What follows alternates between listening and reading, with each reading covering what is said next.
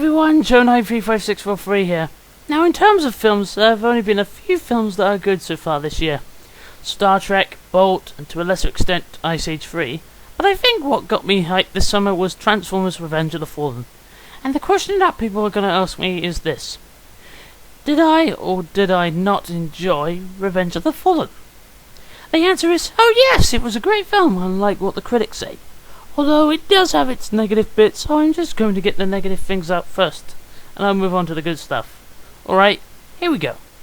Now the first thing I want to talk about is the sex and drugs jokes. I really felt that they were not necessary at all. I mean, the two dogs fucking each other, wheelie humping Michaela's leg, and Sam's mum, who I thought was okay in the first movie, is now on drugs for some reason. And then we have Devastator having balls. Yes, I'm not kidding here. Balls. You just know that the G-Winers bitched about that. I mean, last time I checked, this is Transformers, not Shaun of the Dead. Ah yes, the Autobots wage their battle against the evil forces of drugs and cocaine. What I suggest is they get rid of the sex and drugs jokes, because they are appealing to the wrong fucking audience with that kind of humour. As far as human characters are concerned, there are less humans in this film than there was in the first film.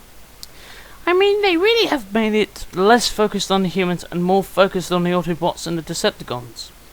In this film, they've gotten rid of Sector 7, the cops, the government, and other human characters we don't give a shit about. But really, do we need Sam, Michaela, and their family? To be honest, I'm just cool with the army guys, or yes, if you prefer. They help advance the plots of the films, and that's who I'd rather see in terms of human characters. And moving on to the new characters, I think my biggest problem with the new characters is that most of them aren't named. Most of them are limited to saying one or three lines, or they don't even talk at all, and really they don't appear much in the film. One example is one of the RC twins says her first and only line in the entire film, and then BAM! Head gets blown off. That's really stupid. Same thing with Sideways. I mean, he does that cool forward front roll in the trailers for this film, and you think, wow, that's awesome! But then 5 seconds later, he's ripped in half by Sideswipe, who is not played by Jason Griffith. And let's not forget Devastator in all his ballistic glory. He forms, I'm Devastator! I'm going to eat you! Oh, nom nom nom nom nom nom nom nom nom nom nom nom nom! I'm going to climb the pyramid! Dead. God, I think Venom had more time than that. But I think my main complaint with this film is the Fallen himself. I mean, sure, he's cool and all, but his name is in the fucking title of the film. Revenge of the Fallen. And what does the Fallen do? He just sits around for most of the film and I think just gave a few orders and teleported, and I think that's it. I feel there should have been more scenes with the Fallen. It would have been better than a scene involving sex and drugs jokes. But then again, the world's not perfect, is it? Moving on to the Mudflap and Skids issue that the critics are addressing in their reviews. As you know, they are new characters to the film. And I really enjoyed Mudflap and Skids. They are a parody of Wiggers to me. Now, I was interested by these two before the film came out, and before I watched the film, but all I heard from critics was, oh my god, they're racist! They're terrible characters! Why did Michael Bay make these characters? That's terrible! Shut the fuck up, the lot of you! First of all, it was not Michael Bay's intention to make Mudflap and Skids the way how they are in the film. It was a fucking improvisation from both Rena Wilson and Tom Kenny! Second, the there's racist stereotypes quote is completely retarded. I mean, so what if they're acting like Wiggers? Big whoop! I mean, in the first film, Jazz talked like a black person, so let me get this straight. If you can handle the fact that Jazz is talking like a black person, then why the fuck are you complaining about Mudflap and Skids acting like Wiggers, and therefore they are racist? This is bullshit! You're complaining over two fucking robots in a film! A fucking film! Anyways, moving on to the quote-unquote human Transformers and baby Transformers. Now I can tell that from human Transformers they just mean Alice the girl who was pretending to be a human and is a Decepticon pretender. And by baby Transformers they mean the protoforms in the beginning. Okay, the claim is that Michael Bay is not staying true to the Transformers franchise.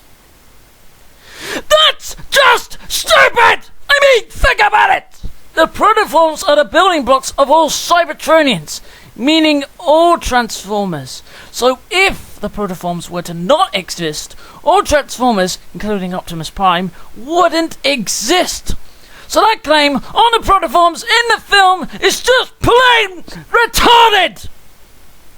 And I don't know much about the Pretenders, but aren't they humans who pose as Transformers? Someone correct me if I'm wrong. The claim that Michael Bay is not following the Transformers franchise is complete utter bullshit.